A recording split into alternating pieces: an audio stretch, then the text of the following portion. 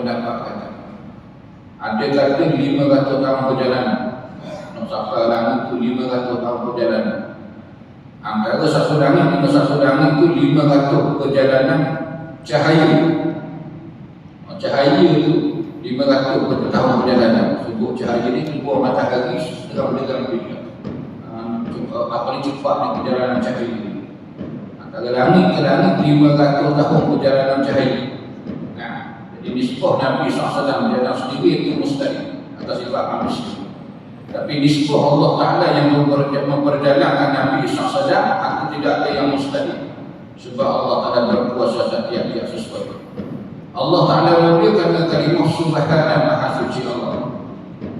Kalimah takdis, mentakdirkan Allah Subhanahu wa Ta'ala daripada segala kekurangan, kecacatan kelemahan. Mengisbatkan Allah Ta'ala maha sempurna atas segala-galanya. Besarnya manfaat, faedah daripada perkataan subhanallah. Disebut dalam hadis, man qala subhanallah alfa marra fi kulli yawm faqad ishtara nafsahu min Allah bimakna a'taqaha minan nar.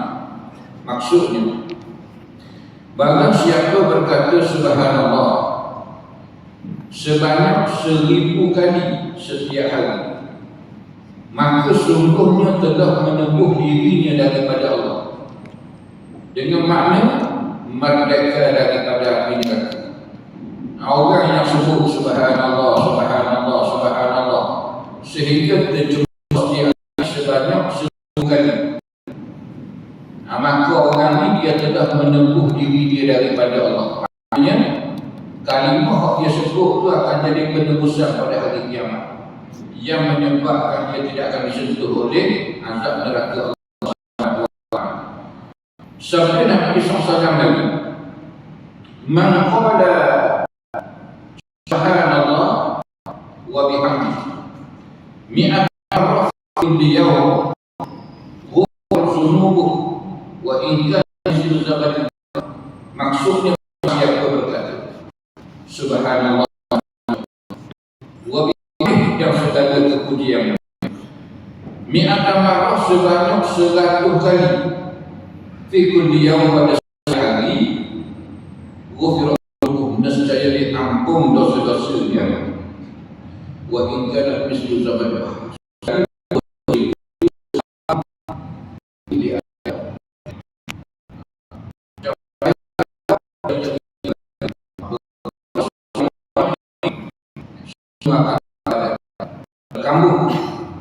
Terampung dengan berkat kalimah subhanallah wa bihamdihi yang diucap sebut sebanyak 100 kali pada tiap-tiap hari.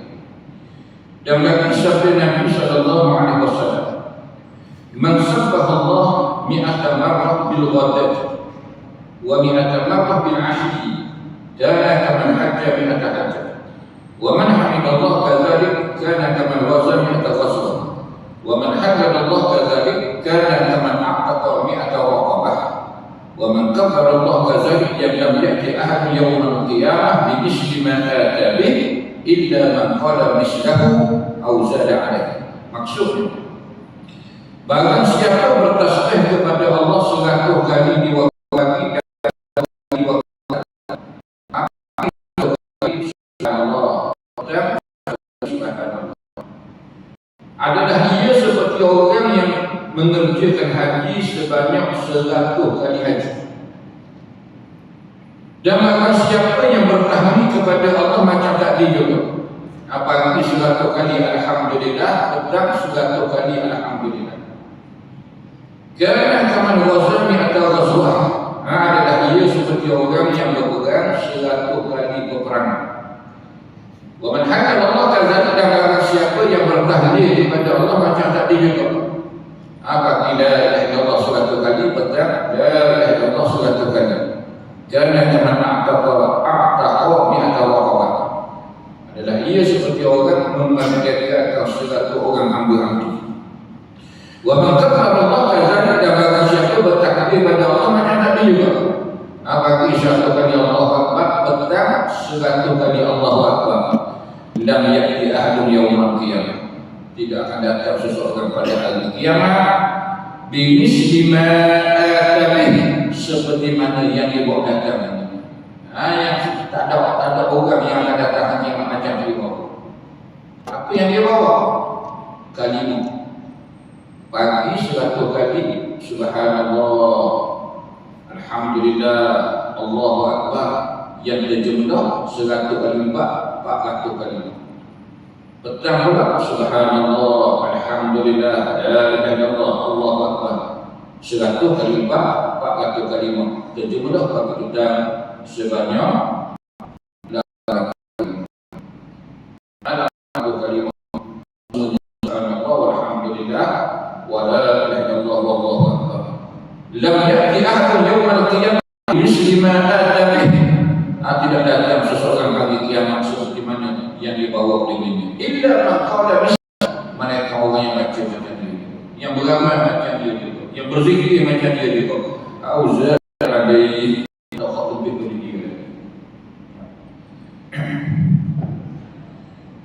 Dan sabda Nabi SAW lagi, man qala la ilaha illallah sab'ina alfa marrah faqad ishtara nafsahu min Allah.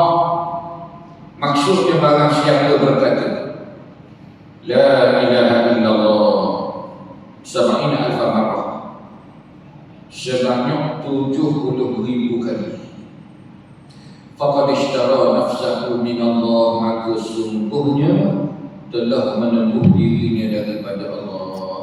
Merdeka daripada ini. Orang yang sebut la ilaha illallah, tiada Tuhan sebenar di sisi mereka, Allah kalimah tauhid, sebanyak 70,000 kali. Atau sebut dalam hadis isti'adzah. Kata ulama, kita sebut la ilaha illallah sampai terjumlah ucapan kita tu sampai 70,000 kali. Faqad ishtara nafsahu min Allah, maka sungguhnya telah menembus dirinya daripada. Maka kalimah ini akan menjadi penembusan kepada dia pada hari kiamat daripada neraka Allah Subhanahu wa taala. Dikaya Syekh Daud Fatani dicerita satu kisah yang menarik berhubung kata hadis ini. Barang siapa berkata la ilaha illallah sebanyak 70,000 kali, maka sungguhnya telah menembus dirinya daripada Allah. Hikayat daripada seorang muda daripada ahli kasyaf, mati ibunya, maka ia kerjakan panggilan bagi kematianmu dan dihimpungkan beberapa manusia banyak. Dan adalah pada mereka itu seorang syekh daripada ahli sufi. Kisah seorang pemuda ahli kasyaf. Ahli kasyafnya orang yang Allah tak ada muka kelihatan, maka dia boleh orang kasyaf ni mana Allah tak ada maka dia tengok berdua ini bukan nampak Allah ni nak tanya nampak setengah orang tak ada beri lihat karamah ni yang keluar daripada orang soleh, kekharikul adah yang keluar daripada orang soleh, mukjizat Nabi Rasul, sihir daripada orang jahat. Mana syaitan atau dengan bersyaitan itu sedih. Baik. Jadi ahli kasyafnya orang yang dapat melihat perkara ini dengan izin Allah Ta'ala. Jadi kisah pemuda ahli kasyaf, dia mati. Lalu dia panggillah kawan-kawan dia, teman-teman guru dia, supaya datang rumah dia, hadiahkan doa untukmu.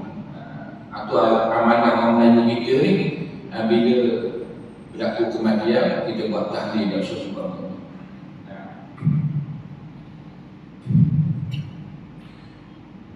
Dan adalah pada mereka itu seorang syekh daripada ahli sufi. Dalam ramai-ramai orang datang rumah dia, ada seorang syekh. Dalam sufi orang yang sangat bersih hati. Ahli sufi orang yang sentiasa membersihkan hati. Itu ahli sufi. Tiba-tiba tasawuf cakap besar, cakap akad ini atau tasawuf tasawuf ni orang yang menyucikan hati. Sufi ni bersih, suci. Ahli tasawuf kan dia membersihkan hati. hati dia pada sifat mazmumah, riya, ujub, sum'ah, takabur. Jadi ada seorang syekh, dia kata wali lah. Lama marah kata ada seorang wali yang sangat menyucikan hati dia, dia sangat jaga amal ibadah dia, ada akhlak dia. Maka kalau berhimpun mereka itu, maka hasillah bagi orang muda itu berubah warnanya dan berteriak dan menyesal. Tiba-tiba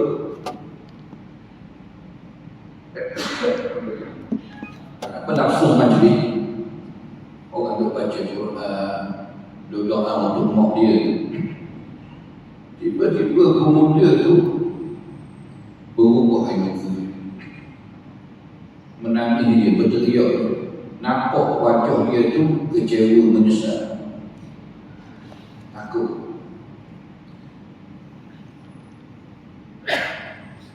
Maka ditanya oleh orang yang hasillah daripada demikian itu. Orang tanya, sebab apa tiba-tiba kamu macam ni? Sebab apa kamu menangis? Sebab apa muka kamu merah, kecewa, menyesal? Maka katanya, aku lihat ibuku sebenarnya telah dibawa ke neraka dan ia seksa di dalam neraka. Adakah majlis itu tiba-tiba pemuda itu antara buka kejahatan mata dia nampak mak dia dalam kubur dan diseksa. Atau dia menjerit, dia berteriak, merah muka dia, takut, kecewa, menyesal. Dia nampak mak dia diseksa dalam kubur. Dan adalah Syekh Sufi itu mendengar ia akan perkataan ini. Bila Syekh tadi dengar pemuda ni cerita mak dia diseksa dalam kubur, dan adalah baginya zikir yang sudah disediakan bagi dirinya 70,000. Dan Syekh tadi yang sudah untuk sebagai untuk menebus diri dia pada hari kiamat dia di neraka, iaitu 70,000 kali dalam Allah. Man qala la ilaha illallah sab'ina alfan faqad ishtara nafsahu min Allah. Barang siapa berkata la ilaha illallah sebanyak 70,000 kali, maka sesungguhnya telah menebus dirinya daripada Allah. Jadi dia siapkan untuk diri dia itu 70,000 kali la ilaha illallah.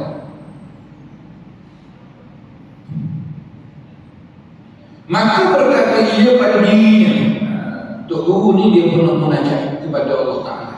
Bila dia tengok pemuda tadi menjerit kata mak dia kena seksa, dia nampak tu, Tuhanku, bahawa sebenarnya telah aku sediakan zikir 70,000 bagi diri.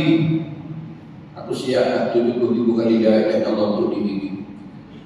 Dan aku saksikan di kau bahawa sebenarnya aku berikan zikir itu bagi ibu orang muda ini. Ya Allah, aku hadiahkan zikir aku sediakan untuk diri aku ni 70,000 kali ini sebagai penebusan hari kiamat syar, demi ini aku hadiahkan pahala kepada mak muda.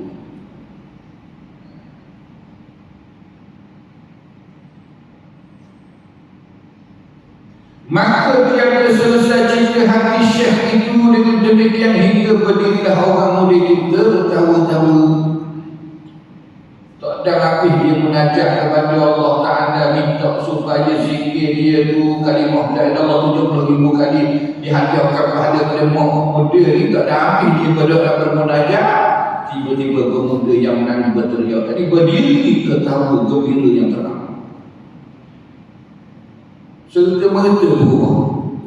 Tadi menangis, kecewa, merah muka, tiba-tiba tertawa, suka dia, gembira yang terang.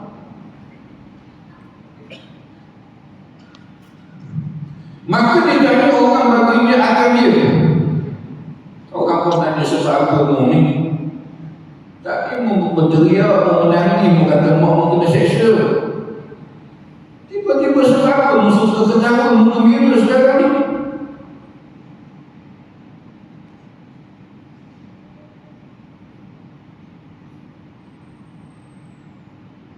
Maka berkata dia pemuda itu, telah kulihat ibuku itu dikeluarkan daripada api neraka, dibawa ke syurga. Aku nampak sekarang ini aku sudah dikeluarkan daripada asas. Dimasukkan ke dalam syurga. Syurga di mana nikmat kubur. Nabi SAW bersabda, al-qabr rawdah min riyadil jannah aw hufratun min bufarin nira min bufarin nar. Sungguhnya kubur itu satu taman di dalam syurga, atau kubur itu juga satu lubang di lubang neraka. Maka berkata syahid itu, maka hasillah bagiku dua faedah. Hari ini aku dapat atas majlis ini dua faedah, dua manfaat, kata syahid. Suatu sahih kasyaf pemuda itu. Kasyaf ni orang muda itu. Yang pertama kata syahid, benar pemuda ni ahli kasyaf. Betul sungguh dia ni ahli kasyaf. Bukan pembeda punya orang. Dia memang ahli kasyaf. Dan kedua ni sahih hati. Hati Nabi SAW tadi. Man qala la ilaha illallah sab'ina alfa marrah faqad ishtara nafsahu min Allah, maka siapa berkata la ilaha illallah sebanyak 70,000 kali, maka sungguh menempuh dirinya daripada Allah. Sedangkan pemuda yang diseksa tadi, bila dihadiahkan zikir tadi pada maut itu, yang diseksa dalam kubur tiba-tiba berubah keadaan dia dapat nikmat dalam kubur. Maka yakinlah syekh ini bahawa sahihnya hadis itu. Ini kalimah subhanallah walhamdulillah wa la ilaha illallah wallahu akbar. Subhanallah asra bi 'abdihi laila. Maha suci Allah berjalankan hamba-Nya di waktu malam. Allah berjalankan Nabi SAW daripada Mekah, Masjid Haram, Masjid Aqsa dengan Burak. Summa ata bi Burak bi farasin. Lalu diperjalankan Nabi SAW dibawa oleh Nabi Burak. Burak ini dalam bahasa Farsi. Kullu khutwatin muntaha basar.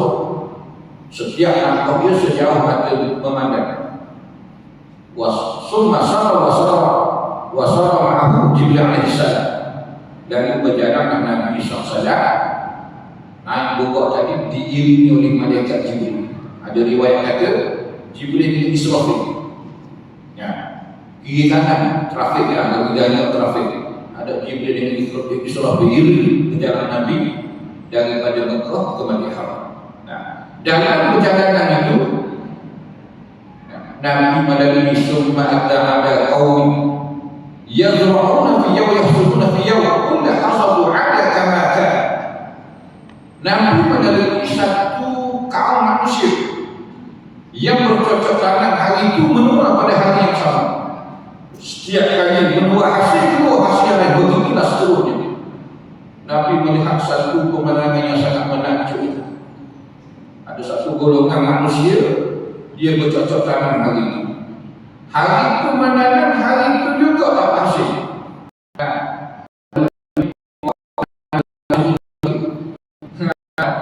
Tanah durian berbuah lagi. Dah umur 60 baru start tanah durian. Penceng ada duit penceng, pasang kerja baru tanah durian. Mati orang dulu. Orang lain boleh rasa kerja buat kerja. Banyak lagi. Tanam hari itu dapat hasil. Setiap kali ambil hasil, keluar hasilnya. Lalu Nabi lagi Jibril ada. Apa kau ini? Lalu jawab Jibril, haula al-mujahiduna fi sabilillah tudha'af lahum al-hasanatu bi-sab'i a'dad wa ma unfiqu bi shay'in fa huwa yakhlufu wa huwa khairur raziqin. Kata Jibril, itulah orang-orang berjuang di dalam Allah. Digandakan bagi mereka satu kebaikan mereka buat dengan 700 kali ganda. Dan apa-apa yang mereka infakkan daripada sesuatu, maka Allah akan menggantikannya. Dan Allah sebaik-baik yang memberi rezeki. Ada ulama kata, kita sedekah kepada orang miskin, orang sakit, orang kebakaran rumah, pahala dia bermula dengan 10. Bermula dengan 10. Bi'ashri amsalha ila 700 di'fin ila adhafan katsir. Daripada 10, 700 sampai kadang-kadang yang banyak. Sebab orang sakit ini kita mudah siap. Tengok menderita sakit dia, kritikal ternak dia. Jadi mudah atas siang hati kita ni, kita undur dia 10, 20, 50. Begitu tengok orang lapar. Ada kaitan anak-anak kehausan, kelaparan. Jadi timbul belah kasih yang untuk betul-betul. Begitu orang yang kebakar rumah, telah setinggal. Jadi nak tolong tu mudah. Yang kita nampak tu, kesan tolong kita tu, kok lapar tak ni nampak, kenyang ni, gembira ni. Kok telanjang nampak, boleh pakai baju ni. Kok kebakar rumah nampak, boleh naik bagi rumah ni. Kok bina masjid nampak, daripada topok sampai naik gembung. Jadi cepat kesan daripada sumbangan itu. Ada sedekah fi sabilillah, pahala dia bermula dengan 700 kali ganda. Masalul ladzina yunfiquna amwalahum fi sabilillah kamathali habatin ambatat sab'a ambatan. Banding orang yang berjuang membelanjakan harta pada jalan Allah, kamathali habatin ambatat mi'ata. Ada ingat ayat. Maksud dia orang kata bandingnya orang yang memperjuangkan, orang yang membelanjakan harta pada jalan Allah seperti benih yang mengeluarkan 7 tangan. Setiap tangan mengeluarkan 100 biji buah. Makna 700 kali ganda. Jadi sumbang kepada fisabilillah, orang berjuang pada jalan Allah Ta'ala ni, pahala dia bermula 700 kali ganda. Sebab apa 700? Sebab 10. Bahwa 10 tu mudah kita nampak, mudah kita bagi dan nampak bersama kita bagi. Tapi sumbang kepada jihad fisabilillah, kita ambil contoh Palestin. Kita sumbang hari ini, belum tentu kita hidup lagi Palestin. Ramai mana orang sebelum kita yang beri sumbangan, mereka dah balik menghadap Allah Ta'ala. Palestin tak merdeka sampai hari ini. Allah Ta'ala berfirman, "Law kana 'aradan qariban wa safaran qasidan lattaba'tu walakin ba'dat 'alaihim asyuq." Kalau perjuangan Islam perjuangan yang dekat, perjalanan yang singkat, lattaba'tu,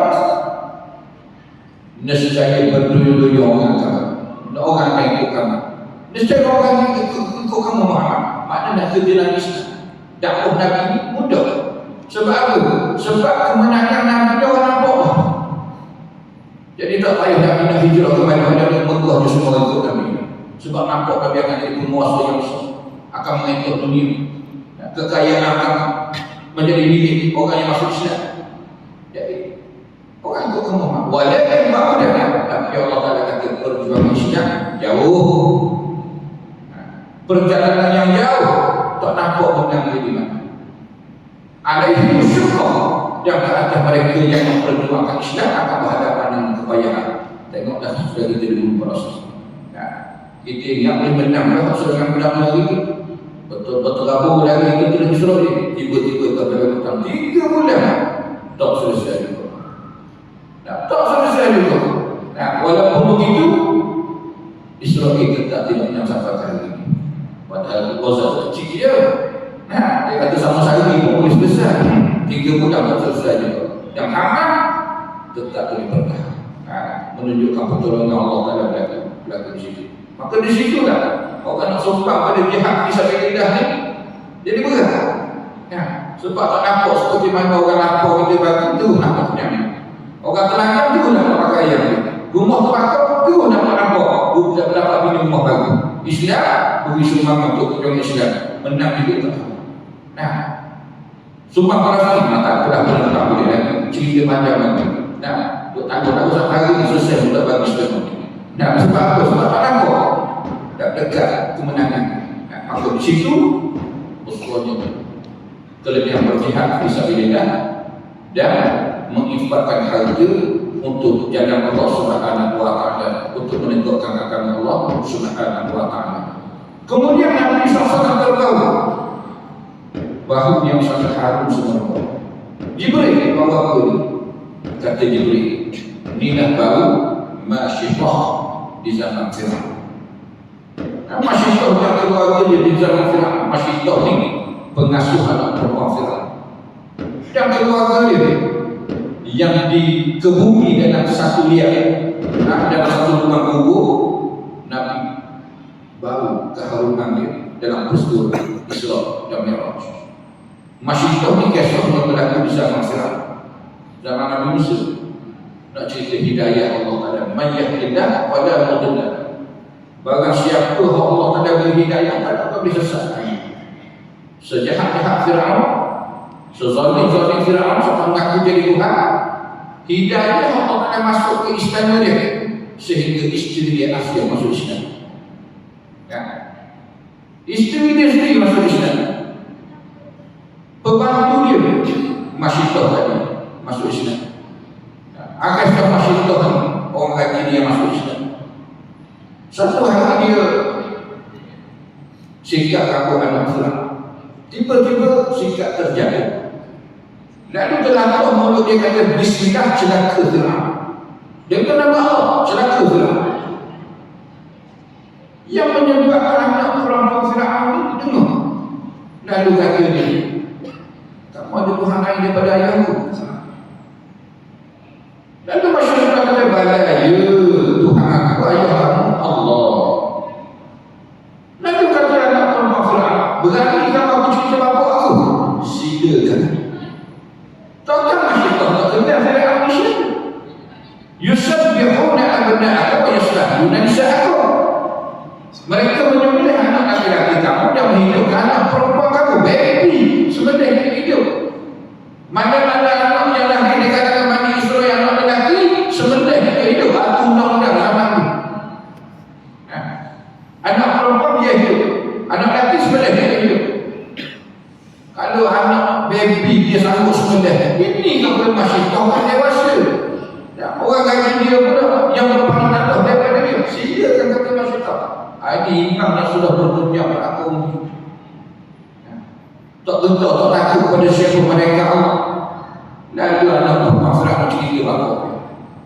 Lalu Masyitah dipanggil, diberi kata itu, sama ada yang balik semua aku atau kamu satu keluarga aku bunuh dengan cara rebuh hidup-hidup dari mendidih. Masyitah diberi kata itu, tak ada pilihan ketiga. Kalau seorang Fir'aun boleh hidup kekal bekerja dalam Islam. Kalau tak nak seorang Fir'aun ikut ajaran Nabi Musa, terjun dalam air, satu keluarga yang sedang mendidik. Tiba-tiba Masyitah kata bunuhlah. Dia pilih Azimah. Waktu tu kali ikut syariat Nabi Muhammad ni boleh pilih dua. Sama ada ruksah ataupun Azimah. Ruksah ni mana ikut sebut kalimah kufur tu, tapi kita tak memilih iman, tetap beriman seperti mana kata Ammar bin Yasir radhiyallahu anhu. Yang sebut kalimah kufur tapi hati dia tidak berkata dan beriman. Ataupun pilih Azimah seperti mana Sumayyah Yasir radhiyallahu anhu membawa dan ayat kepada Ammar yang dibunuh di awal Islam, pilih Azimah. Masyitah dipilih Azimah, bunuh kami kata. Nah, lalu kata Masyitah, berkebajikan kamu sekiranya setelah kami dibunuh, jasad kami sekeluarga ditanamkan satu lubang. Tidak dipisah-pisahkan jasad kami satu keluarga. Lalu Fir'aun kata, oleh kerana kamu berjasa pada keluarga, maka aku berkenankan permohonan kamu. Fir'aun ni kata lelaki buruk juga. Terima permohonan Masyitah ni, bila mati nanti dikuburkan satu keluarga dan satu rumah. Lalu dia letak periuk yang besar, letak air yang banyak, kemudian dihidupkan api yang besar sehingga mendidih air itu. Bila mendidih air, Imam Masyitah diuji. Cara dia yang pertama kata Fir'aun, dia ingat suami dia. Orang perempuan ni suami tu nak belakang keluar, tak nak berlaku apa-apa dengan suami, terutama yang ada anak kecil. Oh, mati suami, anak kecil lagi ni masih tu ada baby yang masih dalam buaya. Ditarik suami dia, berikan teguh kepada suami. Nak sembah Allah ataupun nak sembah Fir'aun? Kalau sembah Allah Ta'ala, terjun dengan ayat mendidik. Lalu suami masih tak macam isteri dia juga, terjun dengan ayat sehingga mati dia. Masih tak tengok suami dia hidup-hidup, tak berkacau imam. Nak cerita hebat ni imam masih tak berkacau imam. Kemudian dihebat pula anak pertama masih ada 2 orang ni. Anak nombor 2 baru lagi, memang lagi, masih menyusu. Atas dia apa? Tak kira umur 20 jauh 10 tahun lagi. Kalau jauh sekali 5 tahun. Balik ke Mesir. Anak yang masih kecil. Bila dia berkata dulu, amal nak suruh Fir'aun ke mana juga ayah? Kata orang nak suruh apa tak boleh ikut ayah. Tiba-tiba anak dia kata, aku ikut ayah aku, dia pun terjun. Sekecil anak tu masih terdidik sehingga sanggup korban nyawa untuk pertahankan ini. Ini kehebatan masih sama. Dididik anak dia sampai sanggup pertahankan iman sampai mati. Nah, kita pula dididik anak dia kecil, Doraemon, Upin-Ipin, cakap sama juga. Sudah dapat di wilayah, wilayah, mobil, tapi masih tak dididik anak. Sampai dia sanggup terjun dengan air sini, mati, dia uluh. Masih tak tengok anak suruh dia uluh sampai mati, dia tak berkacau imam. Wah imam. Kemudian kata Fir'aun, kalau kau tak nak suruh aku, anak dalam buaya campur ke dalam. Ketika itu dah imam masih tak betul-betul terpuji. Suami kena rembuh hidup-hidup, tak ada apa lagi. Anak suruh kena rembuh, tak ada apa lagi. Jatuh hati masih dalam buaya. Ketika itulah masih tak kesok atau kesok keimanan dia. Tiba-tiba bila tengok anak sungai, jadi tak datang. Sayang yang teramat, siapa tak sayang anak yang baru lahir? Ketika saat yang sangat mencapai itu, ketika berlakunya nasrul min Allah, pertolongan daripada Allah. Tiba-tiba anak yang masih kecil, dia izin Allah tak ada berlaku kalau apa boleh cakap. Apa yang maksudnya disebut dalam surah dia? Nah, takallama fil mahdi an-nabiy Muhammad wa Yahya wa Isa wal Khalil wa Maryam wa mudribu Jurayj summa syahidu Yusuf wa tabdil ukhdud Yahudi Muslim wa ma syaqatu fi adi fir'ati fiha wa fi zaman hadith al-mubarak yahdi. Ada 10 anak-anak yang boleh bercakap dalam buaya kata Imam Sayyidi. Yang pertama Nabi kita Muhammad SAW, waktu baby dia boleh bercakap. Nabi Yahya, Nabi Isa, wal Khalil, Nabi Ibrahim alaihissalam, wa Maryam mu'min Nabi Isa, wa mabul Jurayj yang membebaskan Jurayj dari fitnah. Summa syahidu Yusuf yang menyaksikan kemenangan Nabi Yusuf yang dibawa oleh Zulaikha. Wa tabdil ukhdud kama Yahudi Muslim yang seorang anak-anak yang menjadi penghuni bagi api seperti disebut dalam hadis Imam Muslim. Wa masyadu fi ahli Fir'aun sufiha dan masyadu di zaman Fir'aun anak dia, termasuk anak masyadu yang boleh bercakap dalam buaya. Wa fi zaman dan pada zaman sekarang ni, zaman Nabi Muhammad, ada seorang budak nama dia Al-Mubarak Yahdimu. Mubarak, Nabi nama budak tu Mubarak. Nabi tanya, siapa aku? Kamalah Rasulullah kata budak ni. Nabi tiba seorang budak, Nabi tanya dia siapa aku. Tiba-tiba budak tu menjawab, tak ada bercakap, kamalah Rasulullah, Muhammad Rasulullah. Dan Nabi kata dia, nama dia Al-Mubarak. Jadi masyidahnya anak dia tiba-tiba berkata, wahai ibu, kamu di pihak yang benar, jangan berkundur wahai ibu. Lalu masyidah dia belum apa-apa anak dia lagi terjun, sehingga keempat-empat mereka syahid mati di bumi. Lalu dia kebumikan dalam satu lubang kubur. daripada peristiwa itulah jasad mereka kepada diharumkan oleh Allah Subhanahu wa taala sehingga Nabi baru dalam peristiwa Isra dan Mi'raj. Ada cerita orang mati syahid ini dan dimuliakan oleh Allah Subhanahu wa taala. Man min qatilin yuqtalu fi sabilillah illa ja'a yawmal qiyamah ka hayatihi yawma qutila fid dunya allahu lahu dam wa ruhu wa ruhu misl. Maksudnya setiap orang yang terbunuh pada jalan Allah Ta'ala dia akan datang pada hari kiamat seperti mana hari dia dibunuh atas dunia itu. Dan akan berumur orang kena darah. Asal kata orang mati syahid ni tak payah mandi, kaki basuh darah dia, pakaian dia tak payah pukul. Bahkan tak payah sembahyang orang mandi mati syahid ni.